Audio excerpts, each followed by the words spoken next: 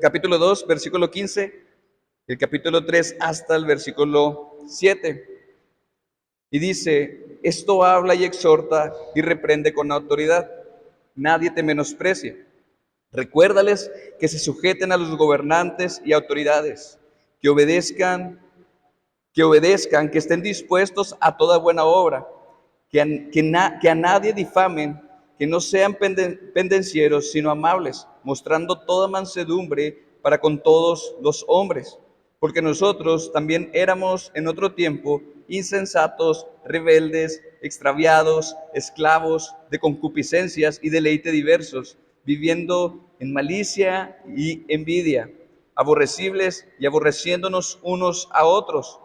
Pero cuando se manifestó la bondad de Dios nuestro Salvador y su amor para con los hombres, nos salvó, no por obras de justicia que nosotros hubiéramos hecho, sino por su misericordia, por el lavamiento de la regeneración y por la renovación en el Espíritu Santo, el cual derramó en nosotros abundantemente por Jesucristo Salvador, para que justificados por su gracia viniésemos a ser herederos conforme a la esperanza de la vida eterna. Y entrando un poquito en contexto y de los pasajes y capítulos anteriores que hemos visto en la carta de Tito, vamos a retomar nuevamente un poquito para contextualizarnos y volver a la porción que habíamos visto o que vamos a estudiar el día de hoy. Y recordemos que en la carta es dirigida a Tito. Recordamos que Pablo lo había dejado en la isla de Creta y tenían la encomienda de poner orden en las iglesias que se encontraban ahí. No era solo una iglesia, eran más iglesias dentro de la misma isla de Creta. Y muy posiblemente estas iglesias habían surgido a raíz de la predicación de Pedro en el Pentecostés, donde muchas personas habían ido a escuchar del Evangelio, se les había revelado Cristo, lo habían entendido, y al volver a su lugar de origen, posiblemente es como se pudieron haber establecido estas iglesias, llevando consigo el mensaje de Cristo. Y vemos cómo desde el inicio, en la carta de Pablo a Timoteo, Pablo se identifica con autoridad, con toda su autoridad y credenciales apostólicas. Y eso hace que la carta tenga más peso y da un respaldo a Timoteo cuando haga esta confrontación o lleve a poner orden a las iglesias que se encontraban ahí.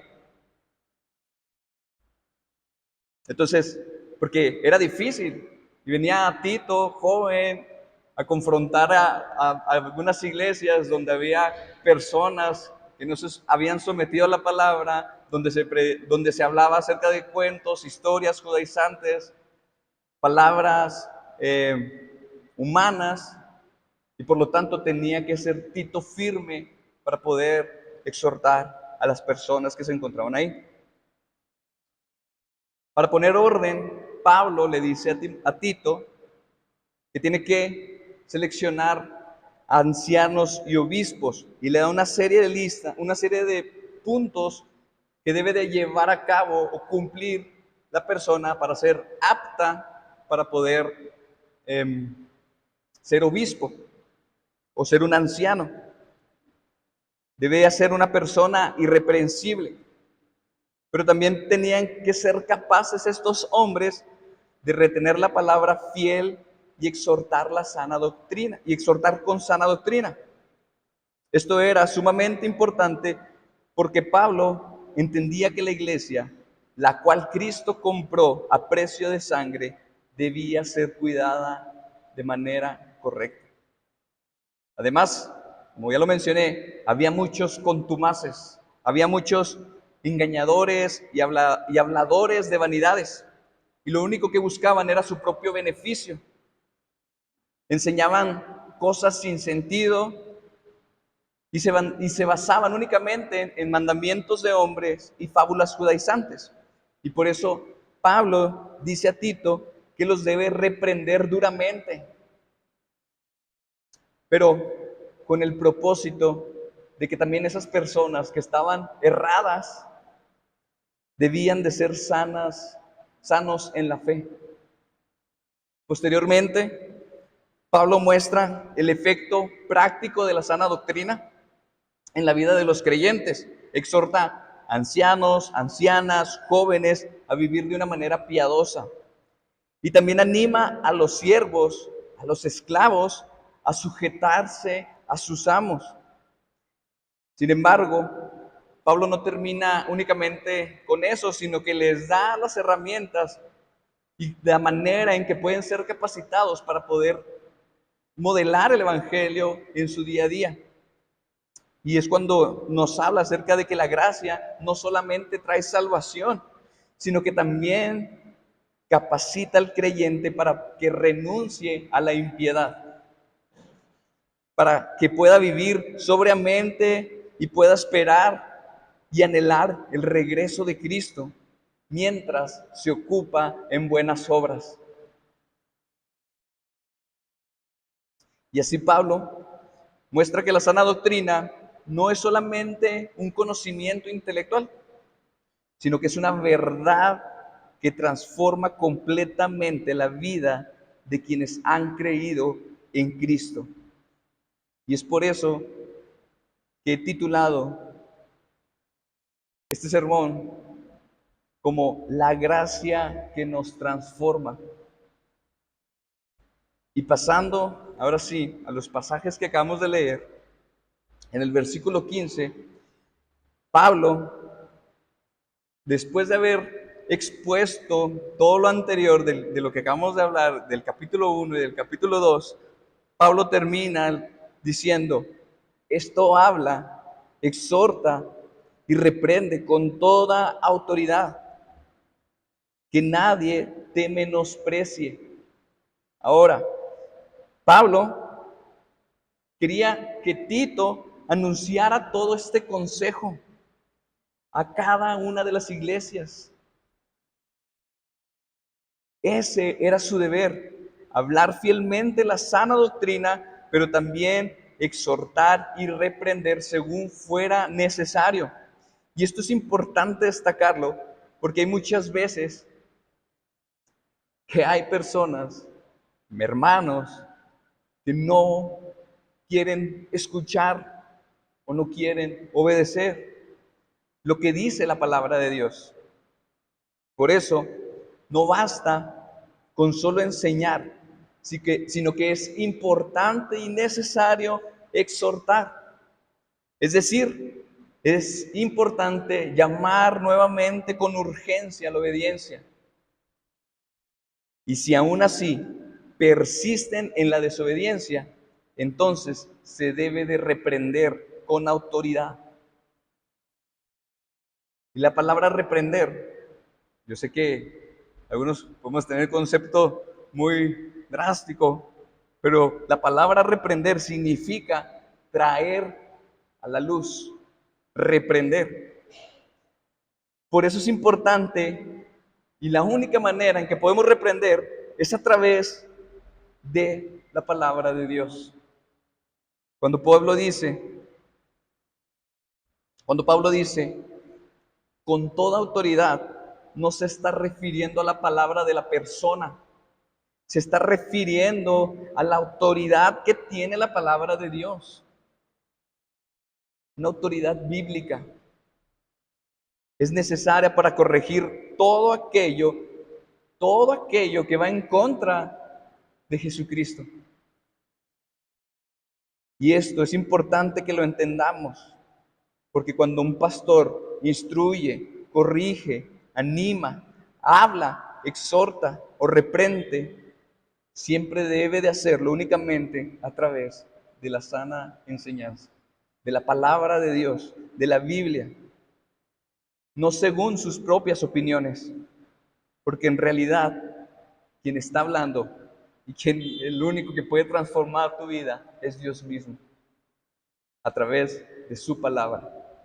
Y eso me trae muchos recuerdos cuando yo sé que todos han escuchado que hablamos y hablamos del hermano Frank, y yo creo que solo algunos pocos lo conocemos.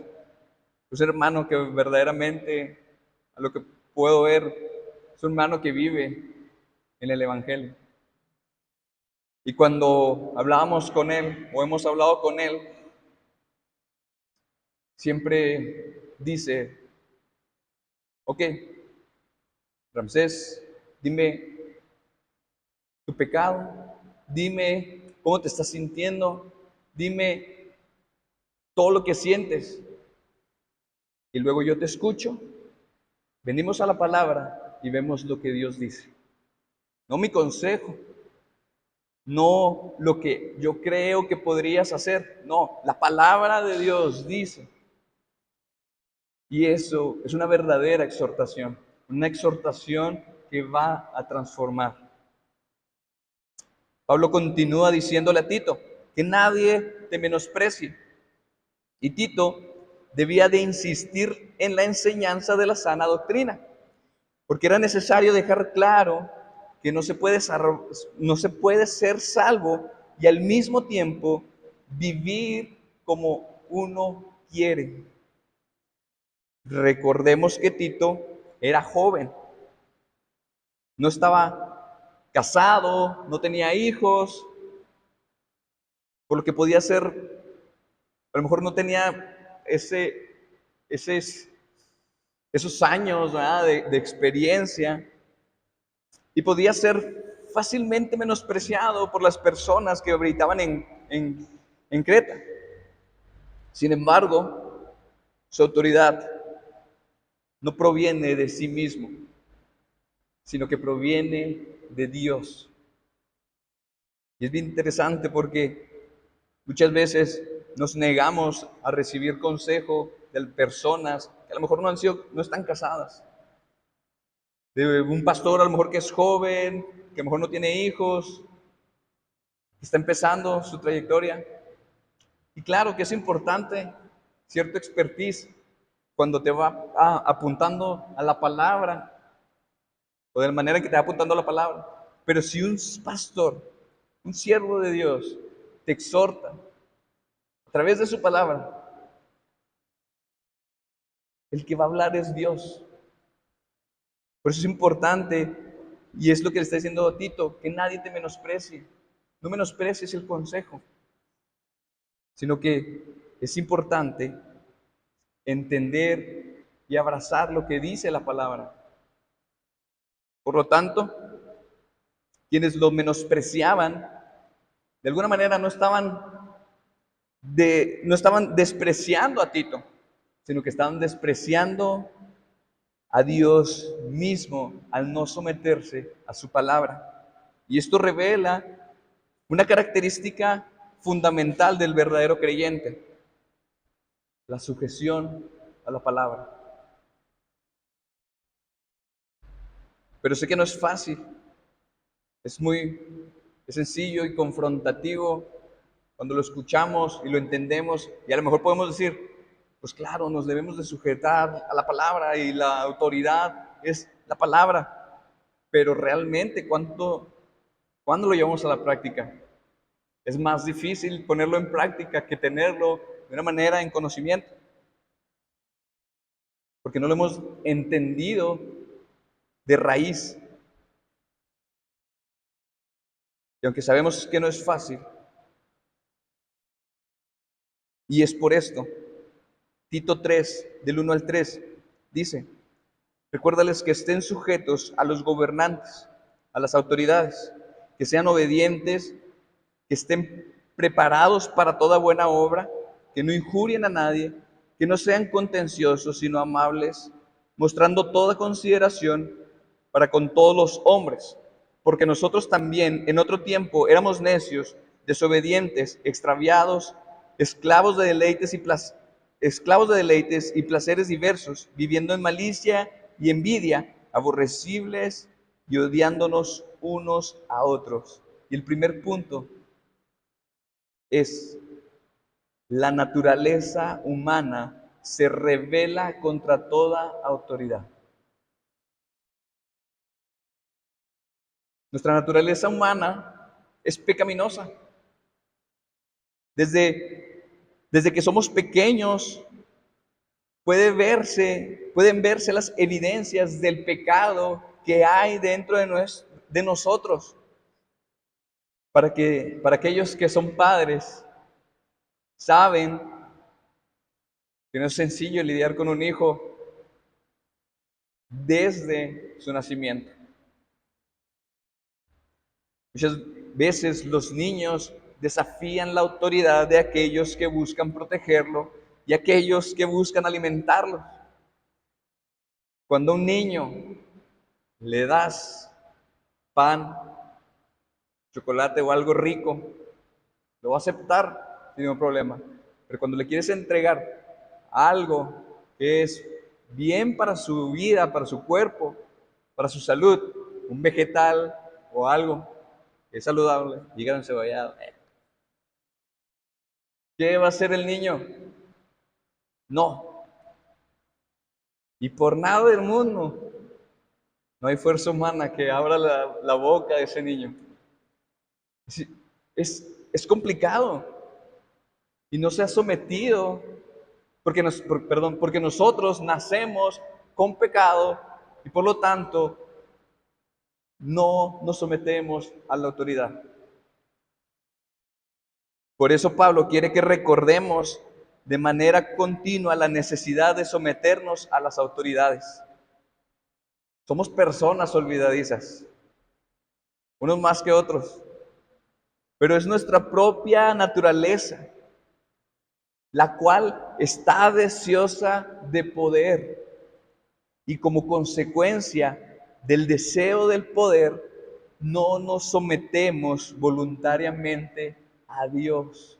No podemos someternos a Dios o una persona que no sea alcanzada, aún no se puede someter a la voluntad de Dios. No puede ni quiere hacerlo.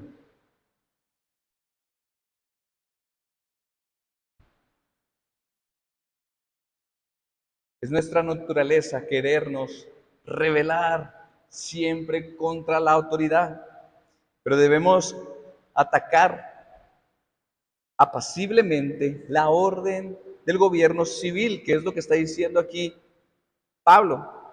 A pesar de todo, no es un mensaje únicamente que aparece en la carta de Tito, porque también lo podemos ver, esa sumisión a la autoridad, y en este caso en la autoridad civil, lo podemos ver en diferentes cartas y en diferentes evangelios. El caso es en 1 Pedro 2, del 13 al 17. Vemos un claro ejemplo de lo que dice el apóstol Pedro. Dice, sométanse por causa del Señor a toda institución humana, ya sea el rey con autoridad o los gobernadores como enviados por él para castigo de los malhechores y alabanza de los que hacen el bien. Porque esta es la voluntad de Dios, que haciendo bien, ustedes hagan enmudecer la ignorancia de los hombres insensatos. Anden como libres, pero no usen la libertad como pretexto para la maldad, sino empléenla como siervos de Dios. Honren a todos, amen a los hermanos, teman a Dios, honren al rey. Y el contexto en el que Pedro está diciendo esto, hermanos, increíble. El gobernador del imperio era Nerón, un asesino vil, perseguidor de la iglesia de Cristo, que si te encontraba y te agarraba, te iba a hacer pasar un martirio hasta llegar y culminar en el asesinato. Yo creo que este hombre se inventaba nuevos castigos y los probaban los creyentes. Pero es bien interesante cómo que a pesar de todo el contexto donde se encontraba Pedro, dice, honrad al rey. Y aquí usa un quiasmo en este versículo, un sándwich teológico, donde resalta la idea central, que se refiere a lo más importante que es amar a los hermanos y temer a Dios. Eso es lo fundamental. Pero esto, sin dejar de honrar a todos, a la humanidad entera, incluso al mismo rey que los estaba martirizando de maneras espantosas. Pero ¿cómo entonces debemos de someternos a las autoridades civiles si las autoridades civiles son corruptos y solamente buscan su beneficio para sí? Claro, son pecadores. En Romanos 13, del 1 al 2, nos dice Pablo: sométanse toda persona a las autoridades que gobiernan, porque no hay autoridad sino de Dios, y las que existen por Dios son constituidas. Por tanto, el que resiste a la autoridad, al ordenado por Dios, se ha opuesto, y los que se han opuesto recibirán condenación sobre sí mismos. Entonces, es decir, que las autoridades que son corruptas han sido puestas por Dios. Sí, y es porque Dios es soberano.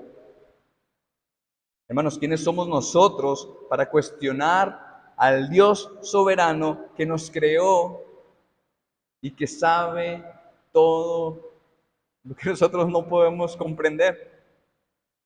Lo único que nos dice Dios es: sean obedientes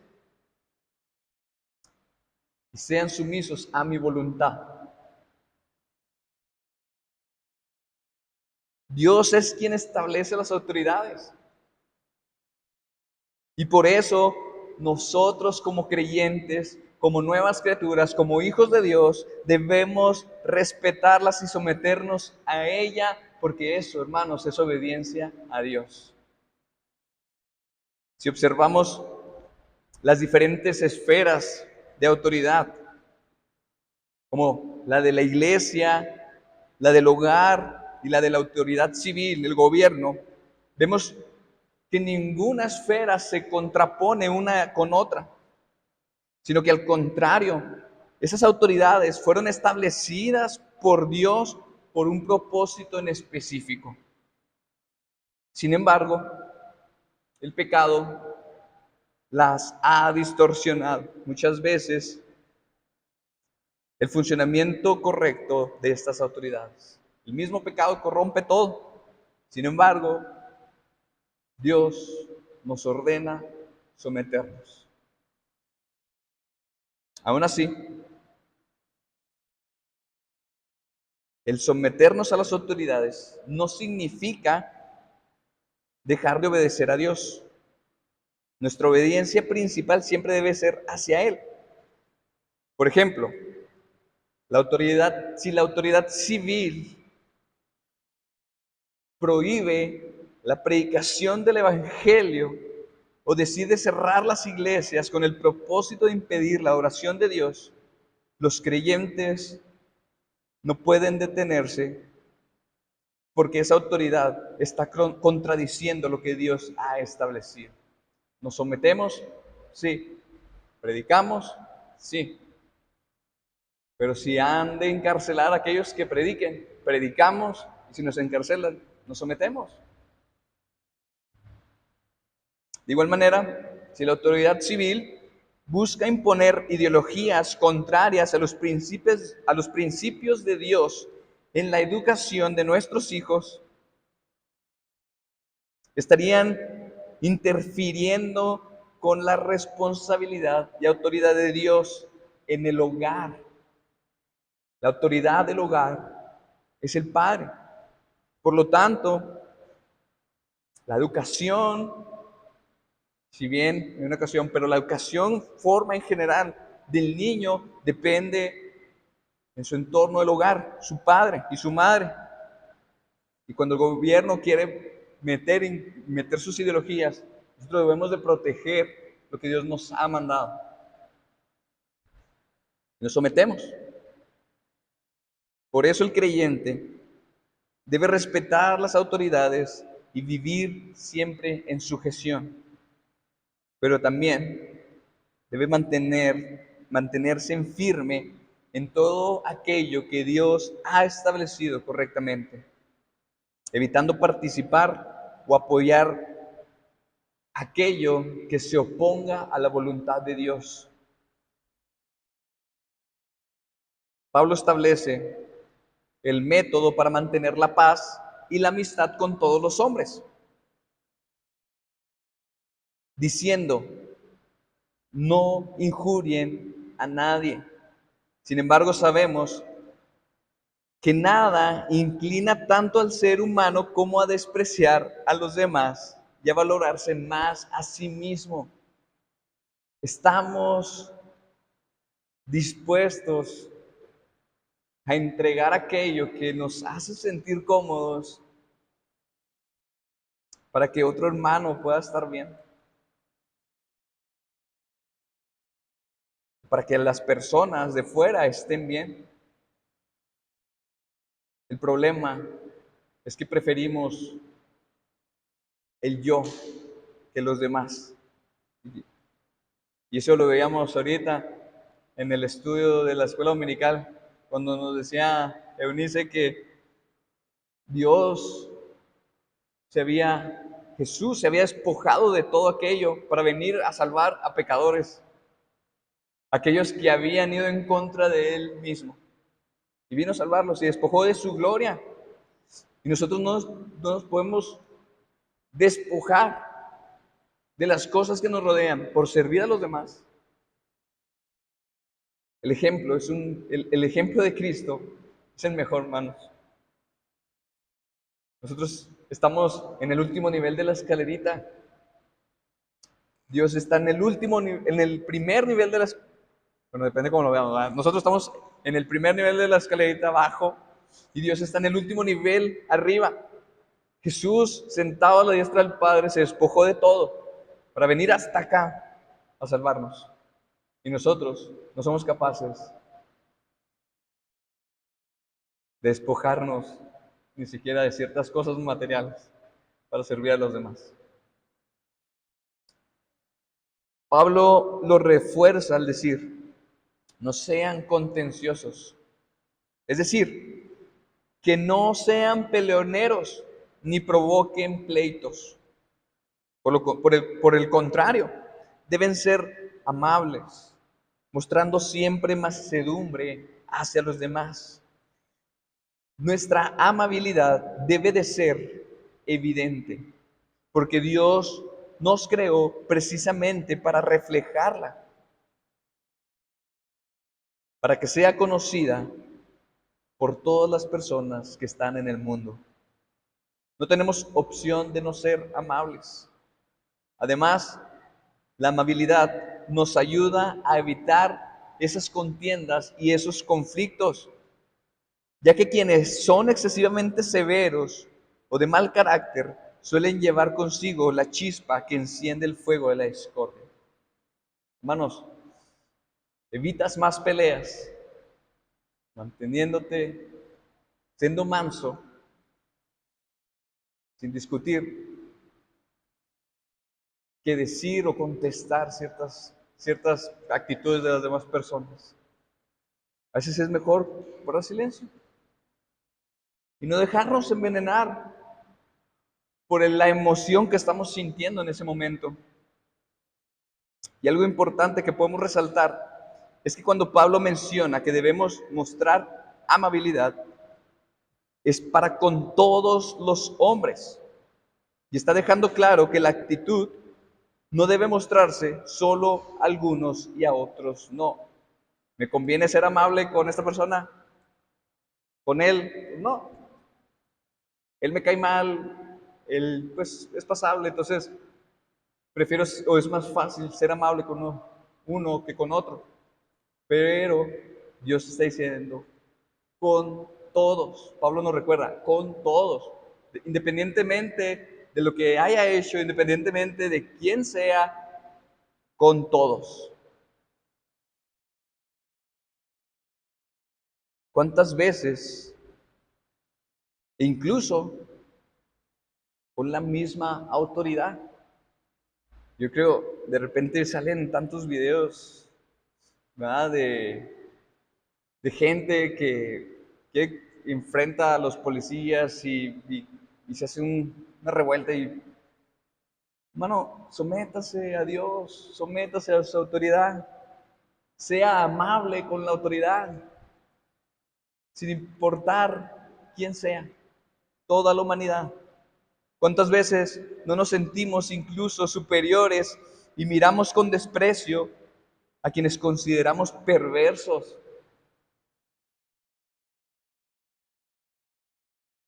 ¿Cómo puedo ser amable con una persona que incluso podría llegar a ir en contra de lo que yo creo? ¿Cómo puedo ser amable con aquella persona que yo sé que ha robado, que ha mentido, que ha engañado? ¿Cómo puedo ser amable? No se lo merece. Entonces nos ponemos en una posición superior a la de Jesucristo.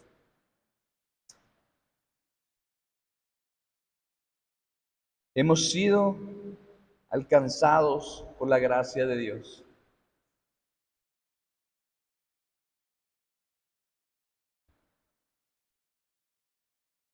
Necesitamos entender que nosotros hemos sido alcanzados por gracia y nosotros necesitamos también llevar esa gracia a los demás. Estamos en una iglesia donde se nos enseña sana doctrina. Es por gracia, hermanos. Si tenemos acceso a la palabra, es por gracia. Y cuando entendemos que todo lo que tenemos es resultado de la misericordia y de la gracia de Dios y no de nuestros méritos propios, entonces se puede volver más fácil mostrar amabilidad hacia los demás. Cuando tú y yo entendemos que nada de lo que tenemos es por mí, ni lo que pudiera yo hacer, sino que es por la gracia de Dios, entonces es más fácil ser misericordioso y llevar gracia para con los demás.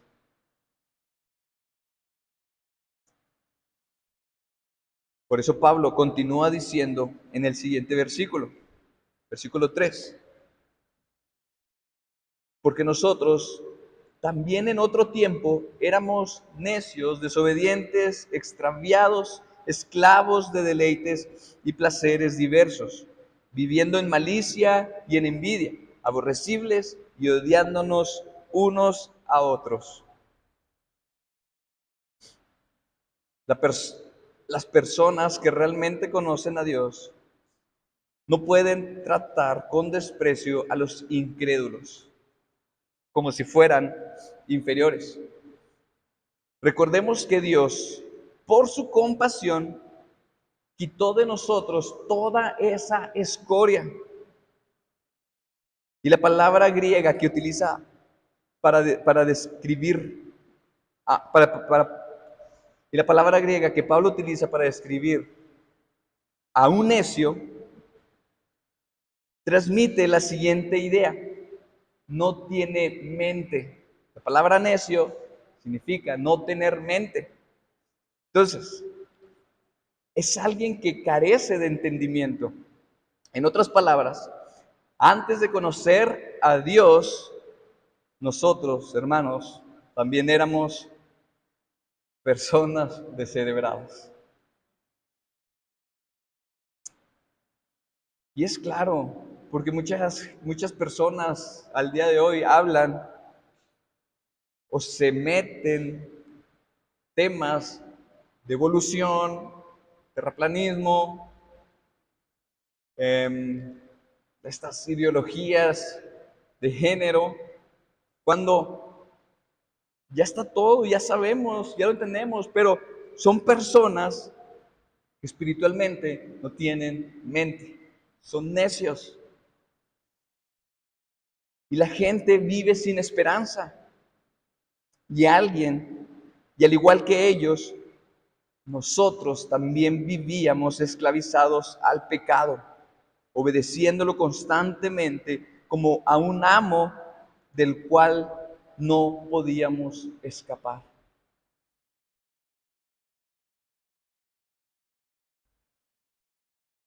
Es igual que ellos, nosotros estamos esclavizados al pecado. Vivíamos sin esperanza. Nuestros deseos estaban orientados al deleite personal y completamente opuestos a la gloria de Dios. Y quizá no llegamos a asesinar a nuestros enemigos, pero sí llegamos a aborrecerlos. Sí llegamos a sentir envidia. Y eso, ante los ojos de Dios, es igual de grave. También vivíamos con un deseo insaciable, buscando siempre más y nunca estando satisfechos. Vivíamos cautivos del pecado, pero eso éramos antes. Ahora hemos sido rescatados. El versículo del 4 al 7 dice: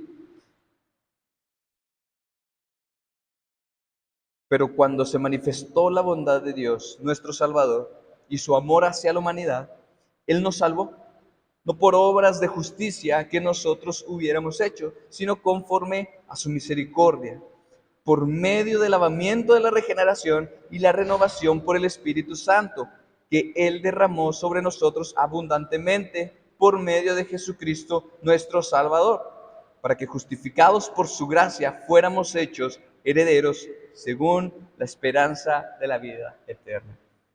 Y este es el punto número 2, y se llama las buenas noticias que transforman.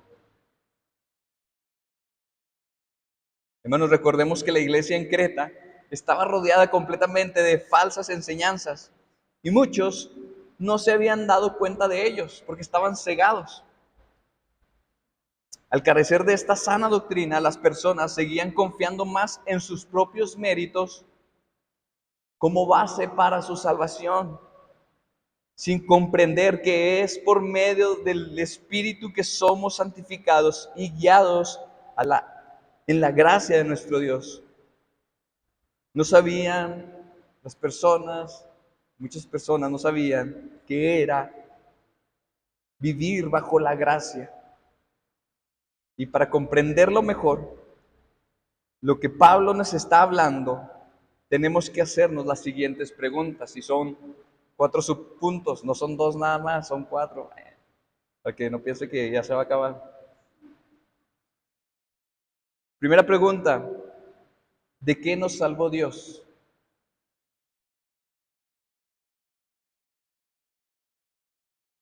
Segunda, ¿por qué nos salvó Dios? Tercera, ¿cómo nos salvó Dios? Y cuarta, ¿para qué nos salvó Dios? Y viendo la primera pregunta, ¿de qué nos salvó Dios?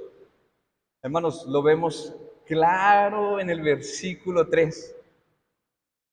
Porque todo eso que vimos, todo el listado de las cosas y esas características que reflejan a las personas que están perdidas, van en contra de un Dios santo, santo, santo. Y entonces somos acreedores a una muerte eterna. Somos acreedores a su ira justa. Entonces, ¿de qué nos salvó Dios? De su ira justa. Todo aquello que va en contra de quién es Dios es pecado. Desde el inicio, cuando fue dada la ley, el primer mandamiento establece que debemos amar a Dios por sobre todas las cosas. Y cualquier cosa, incluso algo que pudiera ser bueno a nuestros ojos y que está por encima de Dios, se va a convertir en un ídolo. Y Dios es un Dios celoso. Mi pregunta es, hermano, ¿qué estás poniendo por encima de Dios? ¿Qué pones por encima de Dios? ¿Qué es aquello que te quita el tiempo para poder tener comunión con Dios? Hermano, quita eso que estorba tu comunión con Dios. Además, su santidad es tan absoluta que no puede relacionarse con pecadores como nosotros. Y Pablo en su carta resume esta condición diciendo que estábamos sucios, incapaces de acercarnos a Dios por nuestra impureza. En este estado, lo único que merecíamos era la condenación eterna, como resultado de la ira justa y santa de Dios. Podemos recordar en la visión de Isaías, cuando llega a ver a Dios y que están los serafines diciendo: Santo, Santo, Jehová de los ejércitos, toda la tierra está llena de su gloria. Y lo primero que hizo Isaías es tirarse al suelo y decir: muerto estoy.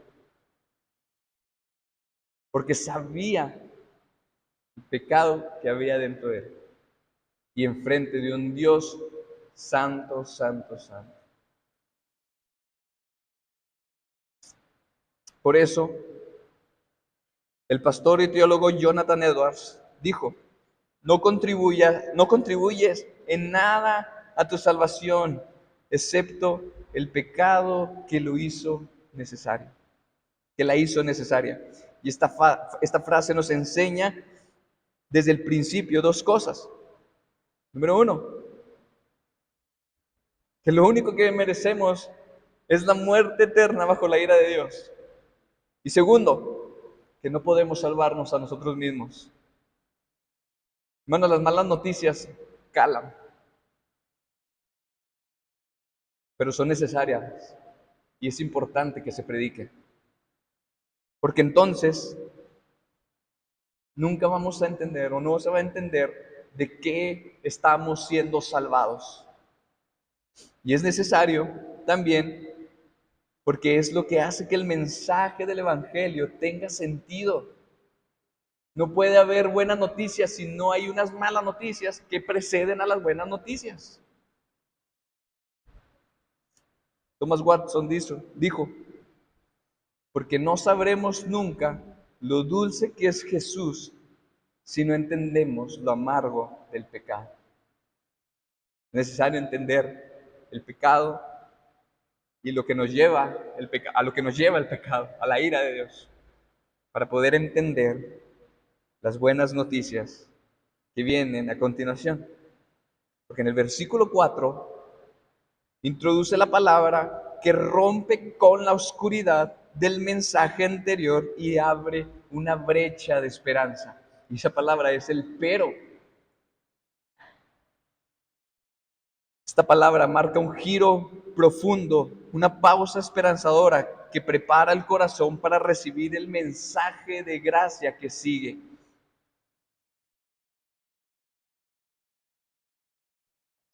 Somos acreedores a la ira justa de Dios. Merecemos todo esa ira sobre nuestras vidas y esa condenación eterna. Pero cuando se manifestó la bondad de Dios, nuestro Salvador, y su amor hacia la humanidad, Él nos salvó. No por las obras de justicia que nosotros hubiéramos hecho, sino conforme a su misericordia por medio del lavamiento de la regeneración y la renovación del Espíritu Santo. Esa es la segunda pregunta. ¿Por qué nos salvó Dios? Para mostrar su misericordia, su bondad y su amor. Cuando nos habla acerca de la manifestación de la bondad de Dios, Pablo se está refiriendo cuando Cristo se entregó a sí mismo, que vino a este mundo a morir. No está hablando de la muerte de la cruz. Perdón. Cuando nos habla acerca de la manifestación de la bondad de Dios, Pablo se está refiriendo cuando Cristo mismo se entregó y que vino a este mundo a morir. nos está hablando completamente de la muerte en la cruz. Pero entonces podemos hacernos la pregunta, ¿la bondad de Dios se manifestó entonces cuando Cristo murió en la cruz? No, la bondad de Dios se manifestó antes de la fundación del mundo cuando nos escogió.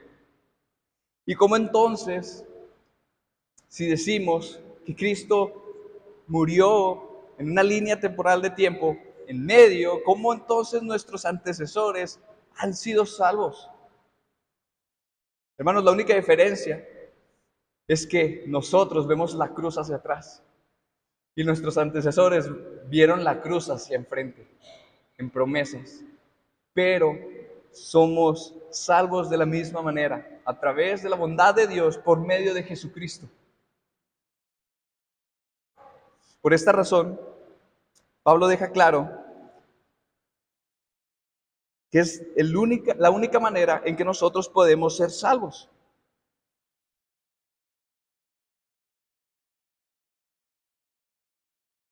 Nosotros hemos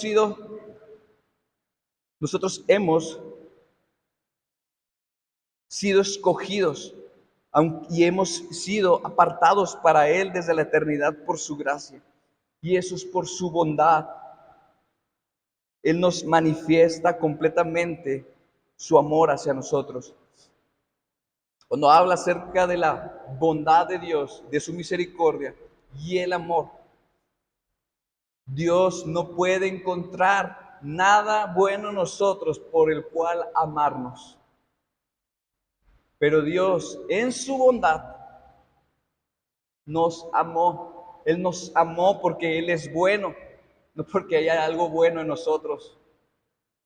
Y eso radica, hermanos, ¿cómo nos salvó? ¿Por qué nos salvó Él? Por su bondad y misericordia únicamente, no por lo que nosotros hayamos hecho. Él tuvo completa misericordia y compasión de nosotros porque necesitábamos algo que nosotros mismos no podríamos producir nunca.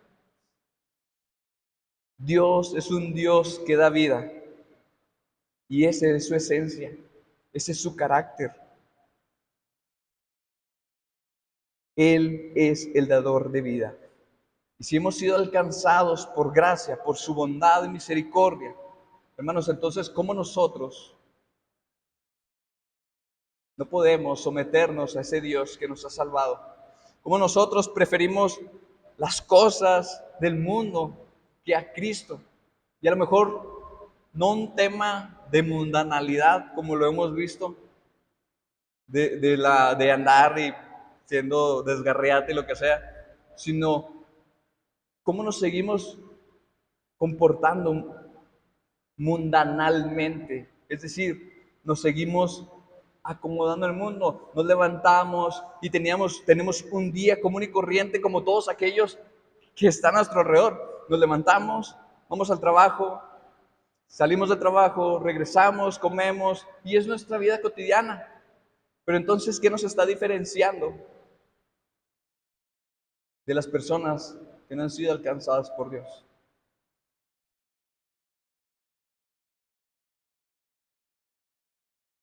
Él nos ha tomado la delantera por su sola gracia, sin considerar en absoluto nuestras obras. Nosotros no podíamos hacer otra cosa que pecar hasta que fuimos renovados por Dios. Por eso, en el versículo 3, Pablo muestra todo lo que éramos, insensatos, desobedientes y esclavos en diversas pasiones, hasta que fuimos recreados en Cristo. Y ciertamente, hermanos, qué buena obra puede salir de nosotros pecadores. Qué buena obra tú le puedes entregar a Dios. Si nuestra más pura y grande obra son como trapos de inmundicias para el Dios 3 veces santo. No podemos. Es únicamente por la gracia de Dios. Pablo remarca la fe y muestra que ya hemos obtenido la salvación en Cristo. Aunque sigamos luchando con los enredos del pecado y carguemos con un cuerpo de muerte, podemos tener plena seguridad en la salvación, con tal de que hayamos sido injertados en Cristo por medio de la fe.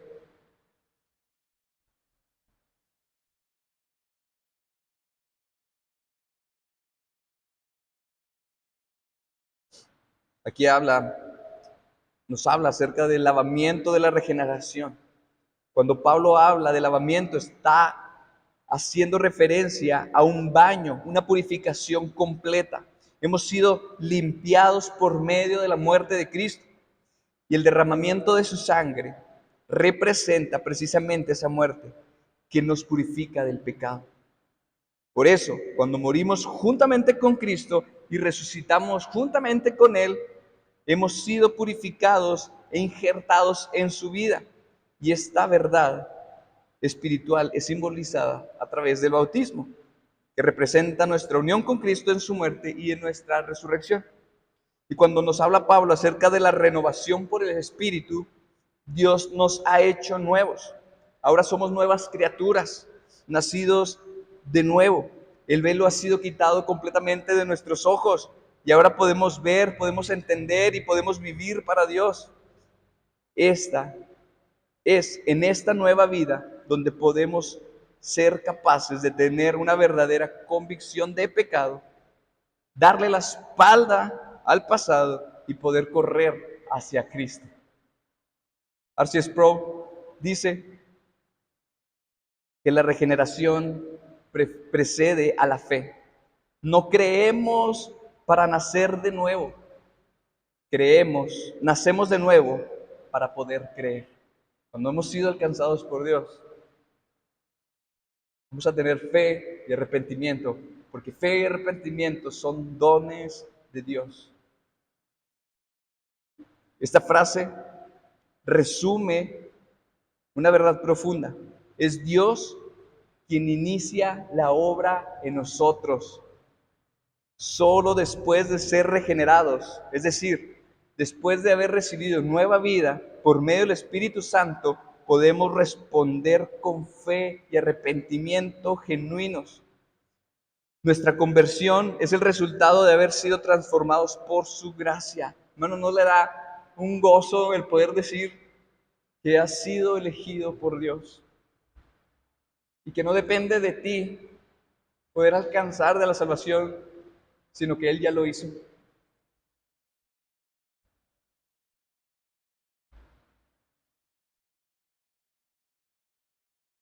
Esto nos lleva a la tercera pregunta. ¿Cómo nos salvó Dios? Versículos del 5 al 6 dice, Él nos salvó por las obras de justicia que nosotros hubiéramos hecho, sino conforme a su misericordia por medio del lavamiento de la regeneración y la renovación por el Espíritu Santo que Él derramó sobre nosotros abundantemente por medio de Jesucristo, nuestro Salvador. ¿Cómo nos salvó Dios? Por medio de Cristo. Y este pasaje es bien interesante porque podemos ver reflejada completamente su Trinidad. Dios Padre, quien derramó abundantemente; Dios Hijo, Jesucristo, nuestro Salvador, por medio de quien esto es posible; y Dios Espíritu, quien es el regalo derramado sobre nosotros. Y Pablo está dejando claro que esta oferta fue posible únicamente gracias a la muerte de Cristo, y enfatiza que no se nos dio una medida limitada sino del Espíritu, sino dice que nos entregó abundantemente. Lo que significa, hermanos, que en ese derramamiento abundante del Espíritu no cabe nuestro mérito propio, porque nos llenó. No depende de nosotros, depende únicamente de Dios. Nuestra salvación es totalmente obra de Dios, sin nosotros haber contribuido con nada. ¿Por qué esperamos, hermanos, ver al Espíritu Santo obrar de diferente manera? A veces esperamos ver obrar al Espíritu Santo a través de milagros, a través de sanidades, a través de embarazos, a través de cosas materiales. Hermanos, el poder del Espíritu Santo, no dudo que Dios en su soberanía pueda cumplir ciertas cosas, pero el propósito del Espíritu Santo es llenarte por completo para que tú puedas voltear a ver a Dios y decirle no al pecado. Ese es el mayor milagro que nosotros podemos pedir. Que seamos, que seamos renovados nuevamente en Cristo.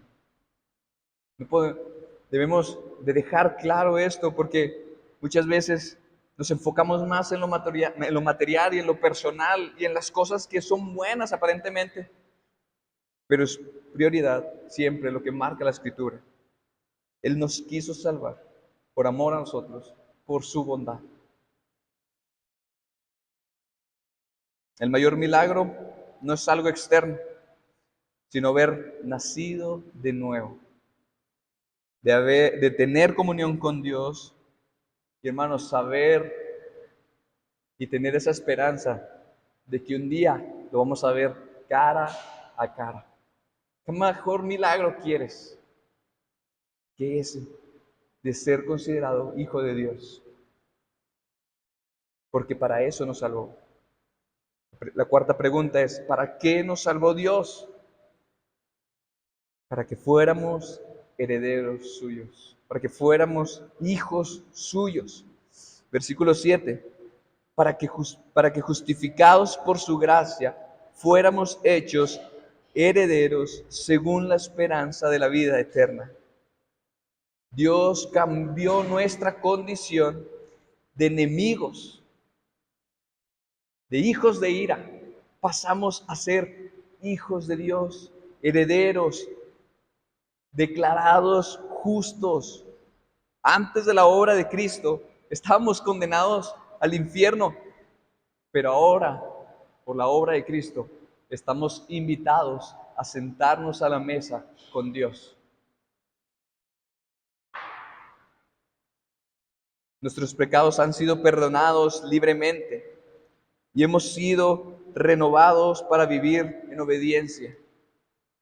Y Pablo está dejando claro que la justificación no es algo que se gana, sino que es un don gratuito de Dios.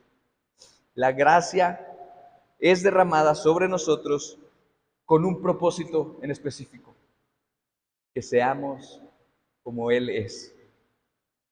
Y si realmente, hermanos, hemos recibido de esa gracia, hemos comprendido esa gracia, entonces estamos llamados a extenderla también a los demás. Y aunque no contribuimos en nada a nuestra salvación, porque es completamente por gracia, dada por gracia, en lo que sí participamos es en nuestra santificación. Y si somos llamados a ser santos como Él es santo, no es de manera opcional, sino que Dios te está ordenando ser santos como Él es santo. Porque debemos ser llenados, porque nosotros somos llamados a reflejar el carácter de Dios en este mundo caótico. Somos llamados a vivir de manera digna. Somos llamados a vivir ahora como lo que ya somos, como hijos suyos, como herederos suyos. Y no lo hacemos en nuestras fuerzas, no podemos con nuestras fuerzas, sino que Él mismo nos capacita por medio de su Espíritu para caminar de manera obediente, para poder crecer en santidad y reflejar su gloria en nuestro diario vivir.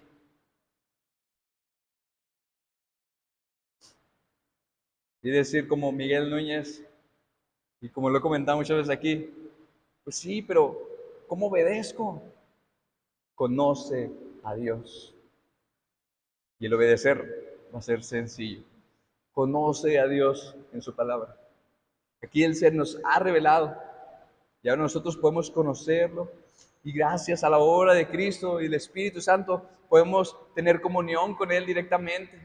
Ahora nosotros podemos saber y entender lo que es pecado y lo que nos aleja de Dios. Y ahora hemos sido liberados para poder tomar la decisión de negarnos al pecado y voltear a ver a Cristo. Y cuando Pablo habla de la herencia conforme a la esperanza de la vida eterna, nos muestra que estamos esperando el momento en que podamos disfrutar de Dios en plenitud.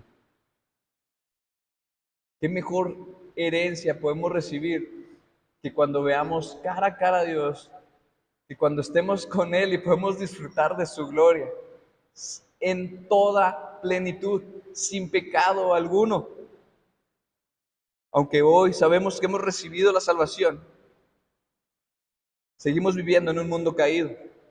Sin embargo, nos podemos gozar en la esperanza de Dios, en la esperanza que Dios nos ha dado en el día de la resurrección final, en que lo vamos a ver cara a cara y el pecado será completamente erradicado de nuestras vidas. Qué deleite, hermanos, poder disfrutar de ese Dios en plenitud. Y aunque estamos viviendo aquí, en este mundo caído, el Espíritu Santo nos capacita constantemente para vivir de acuerdo a su voluntad. Y aunque pareciera que las cosas son dolorosas, frustrantes en este mundo, hermanos, nada se compara con la gloria de Dios. De esa manera debe vivir el creyente. Fijar su meta, su meta en Cristo y correr bien la carrera.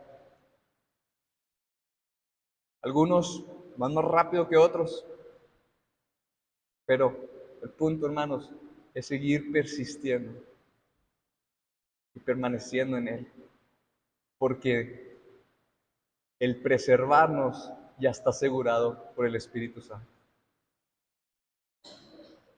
Vamos ahora. Amoroso Señor, te damos gracias por tu palabra. Te damos gracias porque eres bueno con nosotros, Señor. Porque por tu bondad y tu misericordia nos has mostrado, Señor, compasión. Y has decidido, Señor, en tu soberanía mandar a aquel que fue el único, Señor, que es el único capaz de liberarnos de las ataduras del pecado. Perdónanos, Señor, porque no nos sometemos ni a tu autoridad, ni a las que has designado. Y esa causa del pecado, Señor, esa causa de nuestra rebeldía, de lo que somos, de lo que éramos, más bien dicho, con nuestra naturaleza pecaminosa y carnal. Pero tú, Señor, gracias, porque en tu compasión decidiste mandar al Cordero inmolado, el Cordero puro, sin manchas y tacha, para cumplir, para pagar, Señor, la deuda. Y que la sangre, Señor, de tu Hijo fue suficiente y abundante para limpiar todos los pecados, Señor, que nosotros habríamos de cometer, estamos cometiendo y hemos cometido. Señor, gracias, porque sin ti nada de esto hubiera sido posible. Y ayúdanos, Señor, que ahora entendamos que nuestro vivir es conforme a tu voluntad, Señor, y no conforme a la voluntad de nosotros. Ayúdanos a ser más como tú, Padre. Y ayúdanos a quitar nuestra mirada, Señor, de las cosas terrenales, de las cosas que tenemos aquí.